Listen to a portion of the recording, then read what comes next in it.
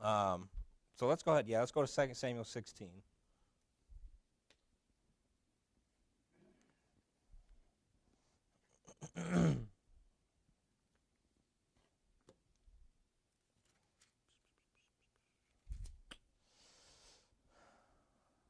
All right, let's go ahead and read through.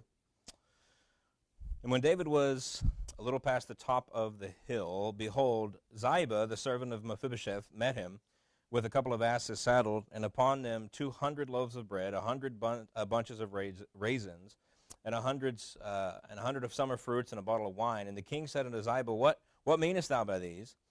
And Ziba said, The asses be for the king's household to ride on, and the bread and the summer fruit for the young men to eat, and the wine that such as be faint in the wilderness may drink. And the king said, And where is thy master's son? And Ziba said unto the king, Behold, he abideth at Jerusalem, for he said, Today shall the house of Israel restore me the kingdom of my father. And then said the king to Ziba, Behold, thine are all that pertained unto Mephibosheth. And Ziba said, I humbly beseech thee, that I may find grace in thy sight, my lord, O king. And when King David came to Bahurim, behold, thence came out a man of the family of the house of Saul, whose name was Shimei, the son of Gera. And he came forth, and he cursed still as he came. And he cast stones at David, and all the servants of King David, and all the people, and all the mighty men were on his right hand and on his left. And thus said Shimei when he cursed, Come out, thou bloody man, and thou man of Belial. The Lord hath returned upon thee all the blood of the house of Saul, in whose stead thou hast reigned. And the Lord hath delivered the kingdom into the hand of Absalom thy son. And behold, thou art taken in thy mischief, because thou art a bloody man. And then said Abishai, the son of Zeruiah, unto the king, Why should this dead dog curse my lord the king? Let me go over, I pray thee, and take off his head. And the king said, What have I to do with you, you sons of Zeruiah? So let him curse, because the Lord hath said unto him, Curse David. Who shall then say, Wherefore hast thou done so? And David said unto Abishai and to all his servants, Behold, my son, which came forth out of my bowels,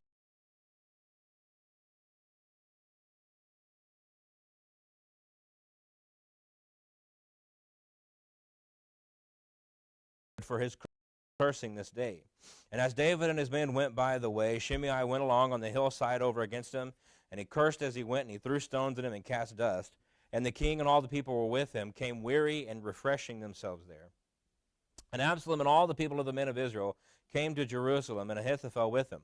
And it came to pass, when Hushai the Archite, David's friend, was coming to Absalom, that Hushai said unto Absalom, God save the king, God save the king. And Absalom said to Hushai, Is this thy kindness to thy friend? Why wentest thou not with thy friend? And Hushai said unto Absalom, Nay, but whom the Lord and this people and all the men of Israel choose, his will I be, and with him will I abide. And again, whom should I serve? Should I not serve in the presence of his son? As I have served in thy father's presence, so will I be in thy presence. And then said Absalom to Ahithophel, Give counsel among you what we shall do. And Ahithophel said unto Absalom, Go and into thy father's concubines, which he hath left to keep the house, and all Israel shall hear that thou art abhorred of thy father, and then shall the hands of all that are with thee be strong. And so they spread Absalom a tent upon the top of the house, and Absalom went on to the father's concubines in the sight of all Israel. And the counsel of Ahithophel, which he counseled in those days, was as if a man had inquired at the oracle of God. So was all the counsel of Ahithophel, both with David and with Absalom. All right, so here, you remember back to last week, Absalom led this revolt, this coup against David, and at the moment, it appears to have been successful. And as if you were just a random citizen in the nation of Israel at this particular time, you would probably think that there has been a successful turnover of power from David to Absalom. Not that it was consensual by any means, but successful. And so David's, as we just read there, David's right-hand man, Ahithophel, had turned, and this man was kind of the key behind the whole thing. Because Ahithophel was the one who, if he gave you counsel, as we just read, people thought this was like God himself speaking. His counsel was so good, so thought out, so successful in the things that he told people to do. And so having Ahithophel really solidified Absalom's position as now the next king. Not the rightful king, but the next king. And so David and his men, they're fleeing, they're on the run, not knowing at this particular point what exactly Absalom plans to do.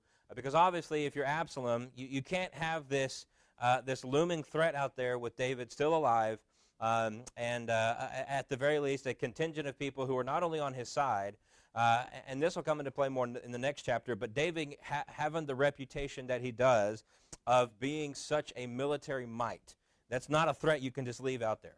And so David and them know Absalom has to do something, but obviously they don't know what he's going to do. Probably Absalom at this point didn't know what he was going to do. And so that brings us to our chapter here, 16. David is down and out. He's on the run. His son is now successfully leading a coup against him. And so he needs some encouragement, he and his men, I would say.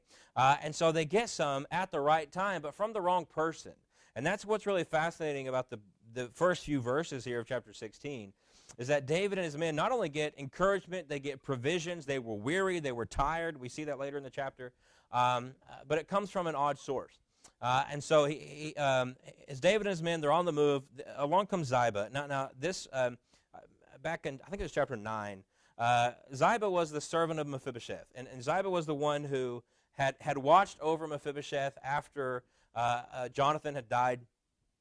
And David really placed Mephibosheth into his hands and basically said, you're his caretaker. You know, you've been doing it. Continue to do this. And so he had this good relationship with David, I guess you could say. Now, he brings an assortment of much-needed supplies. He brings donkeys for David and his men to ride on. He brings food for them to eat. He brings wine for them to drink. All of this was not only going to help them sustain them, but it was going to uplift their spirits. I mean, you can imagine if you've been on the run with probably not a whole lot of provisions. They didn't really have time to plan this out and to bring all that would be needed to help them through this particular time. So you can imagine they're probably pretty low on provisions. And so having this show up, that's a big boost in morale. But David here, obviously he sees Ziba, and his first thoughts go to Mephibosheth. Mephibosheth is the one who's not only the son of his closest ally ever in his life, being Jonathan, but is somebody who I believe David genuinely cared for and loved. And so he asks about him, and then he kind of gets this shock. And Ziba says, David asks, where is he? And you're supposed to be taking care of him. He responds, behold, he abideth at Jerusalem. For he said, today shall the house of Israel restore me the kingdom of my father. And so this was the last thing David would have expected or would have wanted to hear. Obviously, Mephibosheth is really, if somebody wanted to make a stake on the claim of the throne, Mephibosheth is the only one in the entire kingdom who could do so based upon Saul. He's the last living relative, and so if somebody was going to make that claim, it would have to be him. And so David here, naturally, I think, probably feels betrayed. And so he just kind of, and remember, there's a lot going on right now. David is dealing emotionally and spiritually and physically with just a lot. There's a lot on his plate at the time. Been running off as king. You're still dealing and reeling through the fallout of not only your son leading the coup, but that same son being the one who murdered your other son, and murdered him because that son raped one of your daughters. And so he's dealing with just a whole lot of things here. And so he's probably not thinking through all of this very clearly. And so David just kind of turns to Ziba and he says, all that pertained to Mephibosheth is yours now. And so he kind of thinks, well, if Mephibosheth has betrayed me, I'm just going to give everything to Ziba. He thanks him for his grace and then just kind of moves on. However, we learn later from Mephibosheth that none of this is true. Mephibosheth did not want the kingdom. Mephibosheth did not want to rule. He did not tell any of this to Ziba. And in fact, we'll see when we get to chapter 19, Mephibosheth had been kind of in ruins over this whole situation. He's very distraught, and he was worried about David. He cared about David, and so none of this is true. Furthermore, it doesn't make any sense that Mephibosheth would say this, because even if he had aspirations to take the throne, which I don't think he did, but even if he had aspirations to take the throne, it makes no sense that now he would expect that time to come to pass, because Absalom is the one who stole the hearts of the people, not Mephibosheth. Absalom is the one who led the coup, not Mephibosheth. It makes no sense that even if this were true, that Mephibosheth would even begin to think, I know Absalom was the one who spearheaded all this, but now they'll give me the kingdom. Right? None of it makes sense. And so evidently, what seems to be taking place here and it's something that we have seen a few times with David already, is that people surrounding David, I think, always expected David to be successful in everything he did. And so here, yes, he is down and out and on the run, but I think probably a lot of people expected this is going to turn around. David, this is not going to be permanent. David is going to get the throne back, and they're right, he did. We'll see that as we move forward. And so I think Ziba was one of those people. Absalom is not going to keep that throne. David is going to be back on that throne. And so Ziba saw this as a way to maybe get on David's good side and maybe get something out of the situation. And he got exactly what he wanted. And so David tells him, you can have everything that pertains to Mephibosheth. And like I said, David is not thinking through this clearly. David is, as we've discussed, has all these things going on that he's considering. And so he just kind of in the heat of the moment just, levies everything that was Mephibosheth over to Ziba. And so he just kind of thinks that's it. That's the situation taken care of. Mephibosheth has betrayed me. And another thing I didn't mention, he's already dealing with the betrayal of Ahithophel. And so maybe David's thinking, why wouldn't somebody else do it? I'm already dealing with all this other. And so one way or another, he heaps upon Ziba everything that Ziba wanted. We've seen this happen a couple of times where, if you remember way back when Saul died, and this person comes up to David and said, well, hey, I found Saul, and Saul was very wounded, and nobody was around to help him, and he asked me to kill him, so I killed him just to put him out of his misery. It was all a lie. We talked about that, and David quickly responded in that situation. And so this just seems to be another in a line of people who are trying to ingratiate themselves to David in unsavory means. And sometimes it worked, sometimes it didn't. And right now it makes sense that it wouldn't, given all that David was dealing with. And so they continue on. So there's that little pick me up with Ziba with the bad news.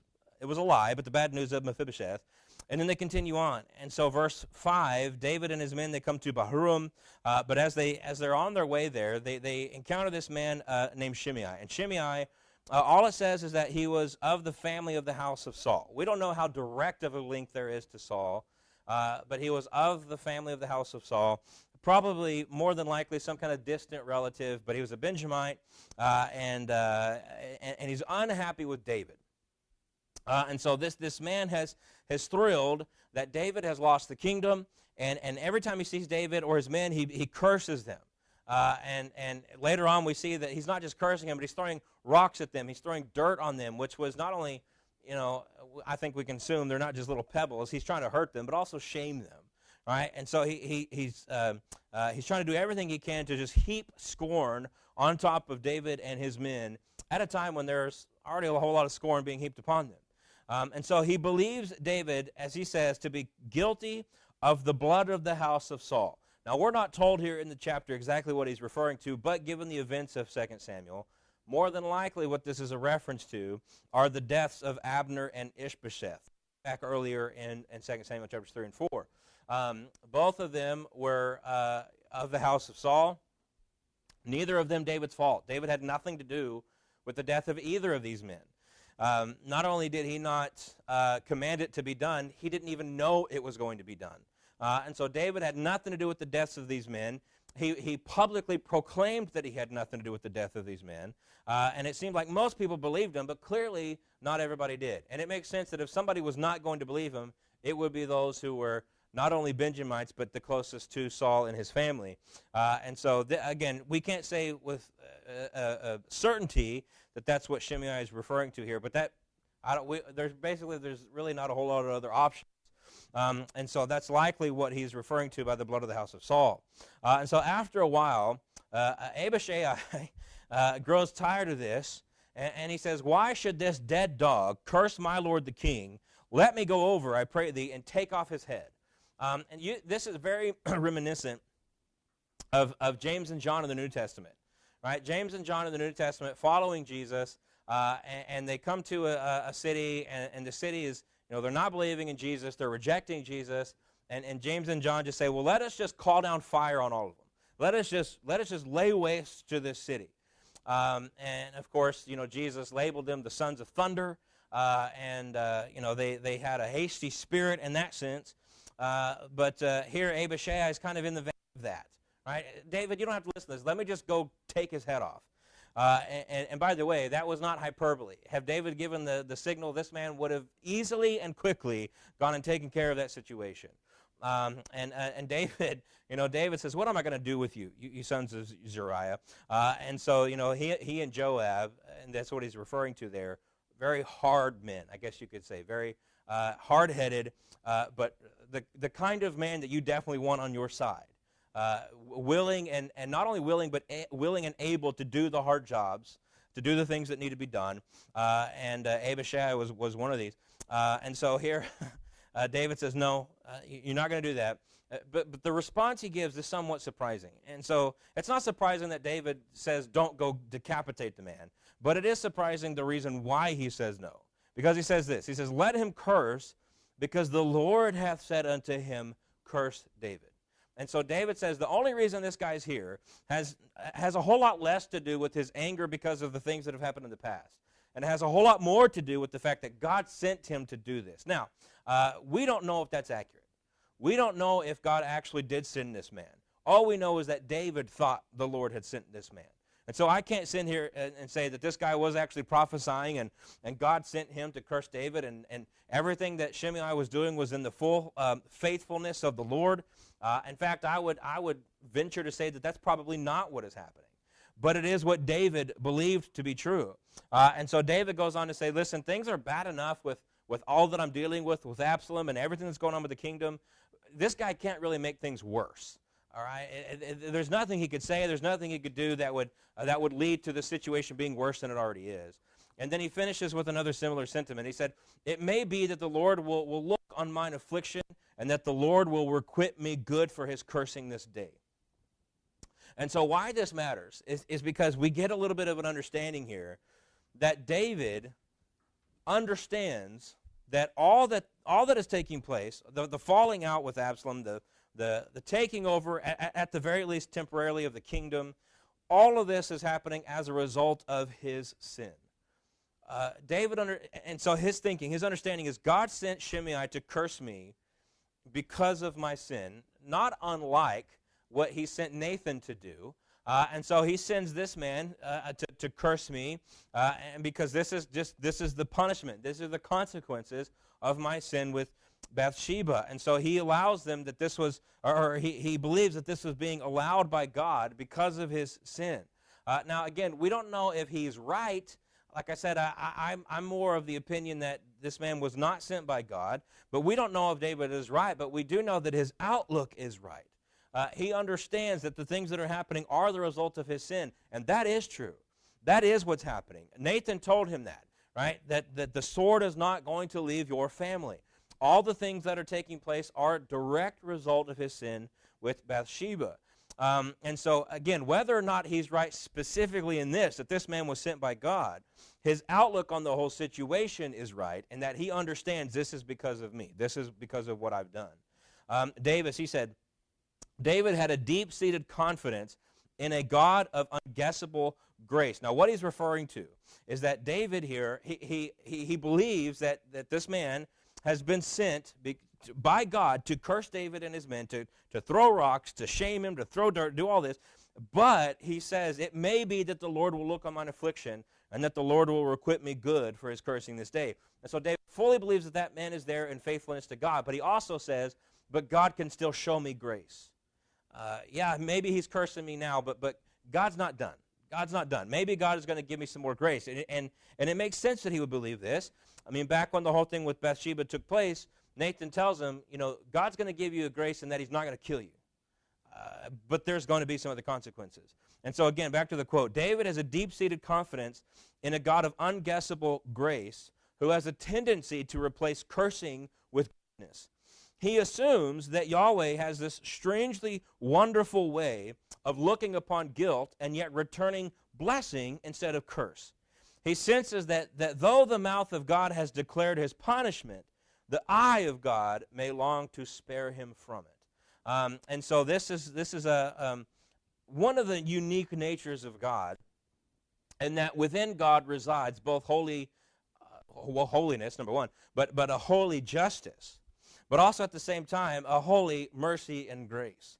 And this is why the cross becomes this perfect and beautiful illustration that culminates both God's justice and God's grace. Because God looks upon us and rightfully sees sinners guilty, in need of punishment, and true justice would send us to a punishment of hell. That would be true justice.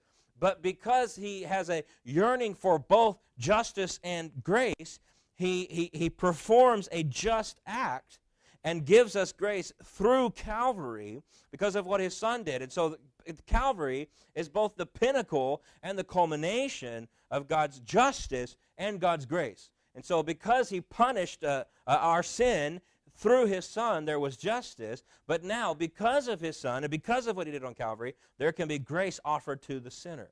And so this is what David, obviously he had no thought of Calvary. He didn't understand all that was going to take place.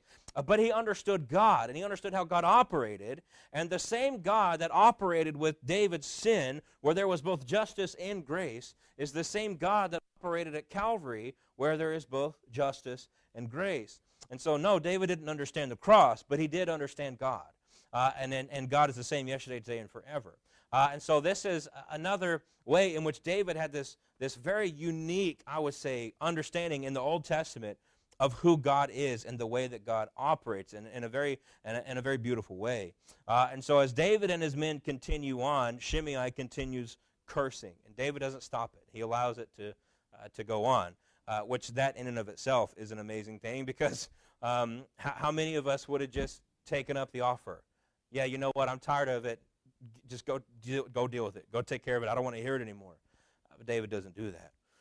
And so here, the chapter then switches. Whereas we've been focusing on David, the chapter now switches to focus on Absalom.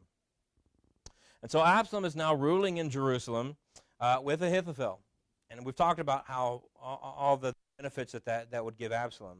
But what we see at the end of the chapter here is the beginning of David's plan coming to fruition.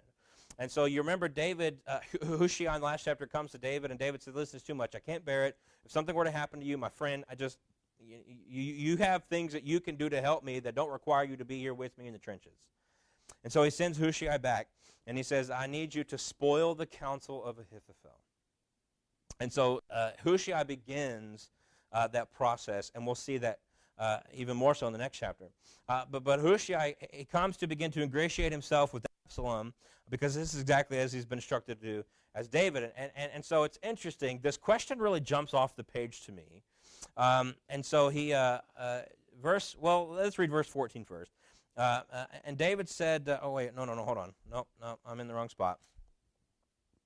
Verse 16. And it came to pass when Hushai the Archite, David's friend, was coming to Absalom, that Hushai said unto Absalom, God save the king, God save the king. And so he begins to, really throw, seemingly, I want to throw that word in there, seemingly throw his support behind Absalom. In verse 17, and Absalom said to Hushai, here's the question, is this thy kindness to thy friend? Why wentest thou not out with thy friend? And so it's amazing to me that Absalom here is struck by the fact, Hushai, I know you're friends with my father. Why would you betray your friend? And so it strikes me the irony in this question, because Hushai could have turned it right back on him and say, why did you betray your father? And so he seems much more concerned about Hushai's rejection and betrayal than he does about his own. No, he expected the betrayal of Ahithophel. He initiated his own betrayal of his father, but he looks down upon the fact that Hushai would do this. And so this is and this happens all the time, but this is a case where he could kind of clearly see the faults of others, but either was unwilling to or unable to see the faults in himself. And so this is just a very ironic question. But Hushai responds. He said that, let's just read it. Verse 18, and Hushai said unto Absalom, nay, but whom the Lord and this people and all the men of Israel choose, his will I be, and with him will I abide. And so this is such a fascinating, Hushai is very intentional with his language. And he does this throughout this whole section. And so he comes to Absalom, he bows down, he throws, again, seemingly throws his support, God save the king, God save the king. Could he say that Honestly, yes, because who's the rightful king? It's not Absalom. It's David. And so when Hushai says, God save the king, he's not talking about Absalom. He's talking about David. And so here, what does he say? He says, you suspect me, but I'm going to serve the one whom God and the people have chosen. Well, again, that's not Absalom. The one that God and the people chose was David. Even if you could say, oh, no, Absalom stole their hearts, the people have chosen him. Well, God most certainly didn't. God's man is David, not Absalom. And so again, Hushai here is very intentional with his language. No, that's the man that I will abide with. That's the man who I will serve. And then one other in verse 19. And again, whom should I serve? Should I not serve in the presence of his son? As I have served in the Father's presence, so will I be in thy presence. And so what does he say? I'm going to serve in your presence.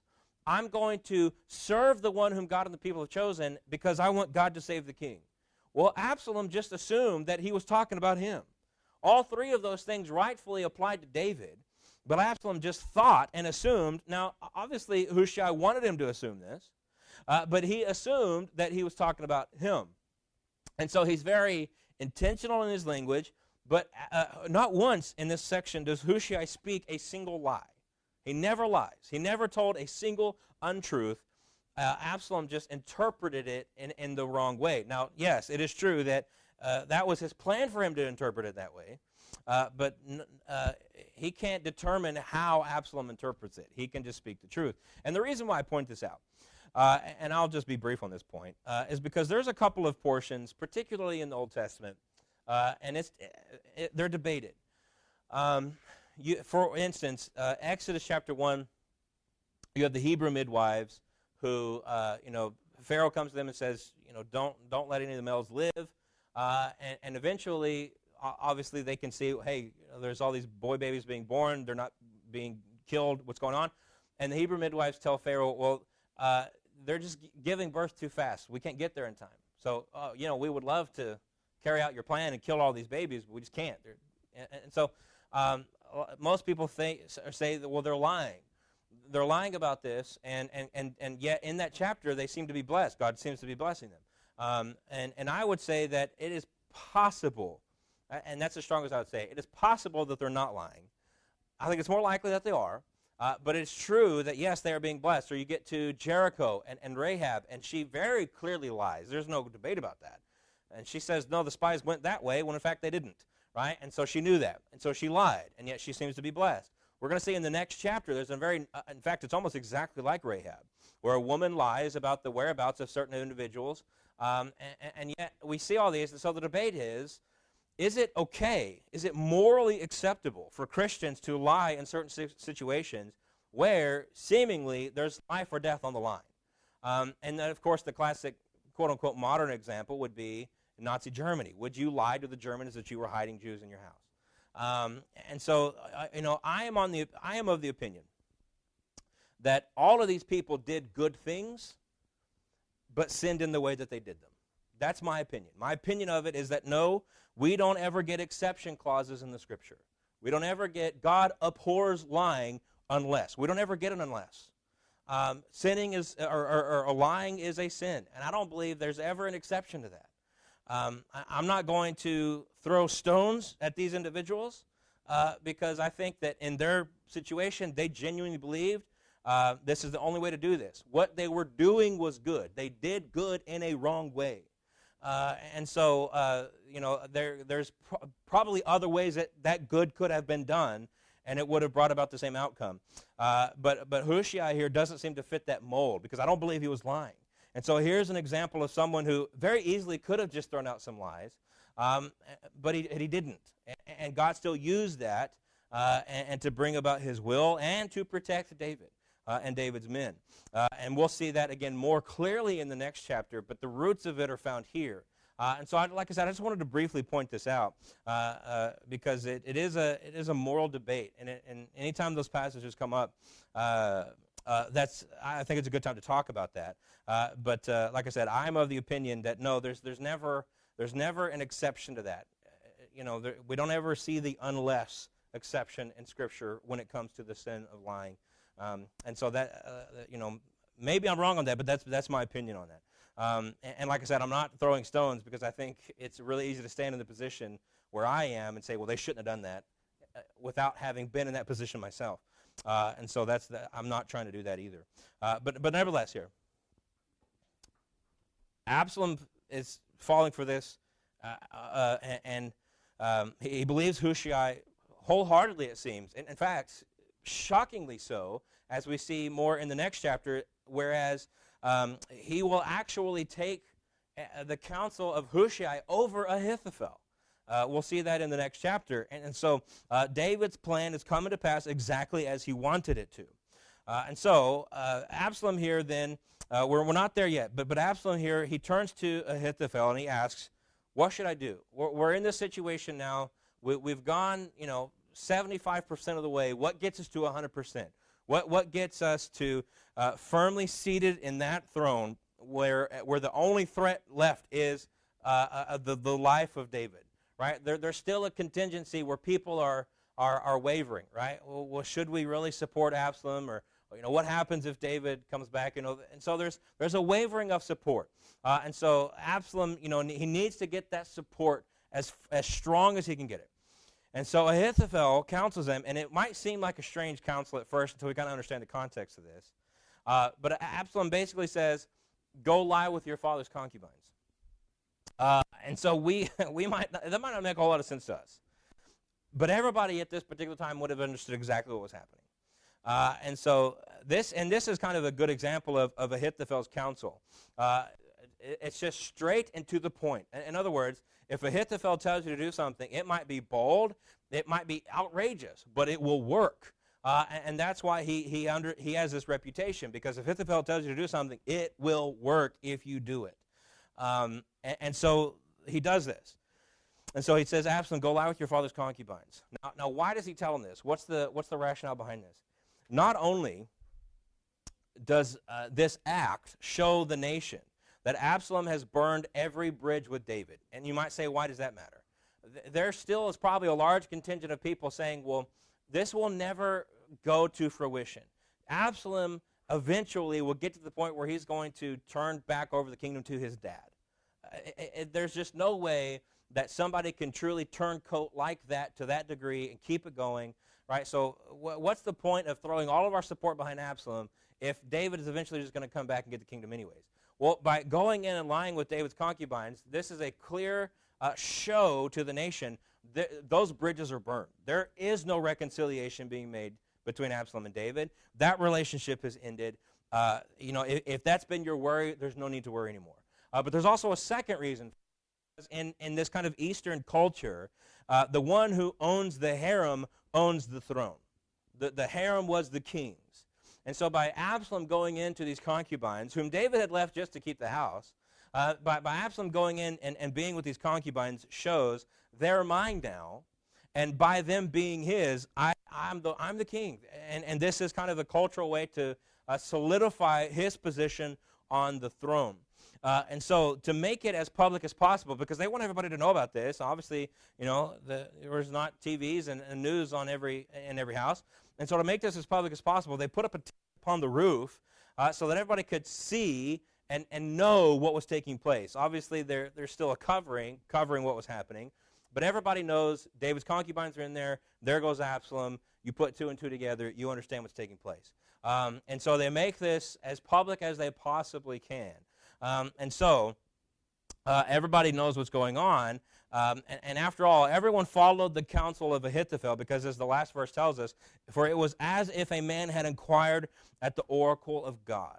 And so everybody, again, understands what's taking place. There was a cultural understanding here as soon as Absalom did this. And anybody, here's the point, anybody who was wavering behind, well, is this going to be legitimate? Is Absalom going to stay? Is this thing going to actually go all the way through?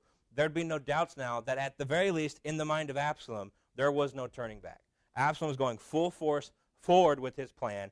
And so if we're wavering now, well, we might as well throw our support behind Absalom because it seems as if he's taking this thing all the way. Now, again, all of this seems shocking, and it is. Even within the cultural context, I don't want to suggest that this wasn't a shocking thing to do. But it's shocking, but it's also prophecy. This was all foretold. Back in chapter 12, when Nathan was laying out the consequences to David, not only does he say that the sword was not going to leave his house, but he tells David, he says, behold, I will raise up evil against thee out of thine own house, and I will take thy wives before thine eyes, and give them unto thy neighbor, and he shall lie with thy wives in the sight of this son, for thou didst it secretly, but I will do this thing before all Israel and before the sun. And so obviously we have probably the most blatant fulfillment that could have happened for this particular prophecy. And also there's some who speculate, and we can't take it any farther than that, it is just speculation, that perhaps this tent was set up in the very area where David saw Bathsheba, that this tent was set up maybe in the very area where that sin took place. Obviously we can't know that, but there's an irony in that if that were the case. But God specifically tells him, right, you did this sin with Bathsheba, and so because of that, I will take your wives and give them to somebody, and you did it secretly, this will be public.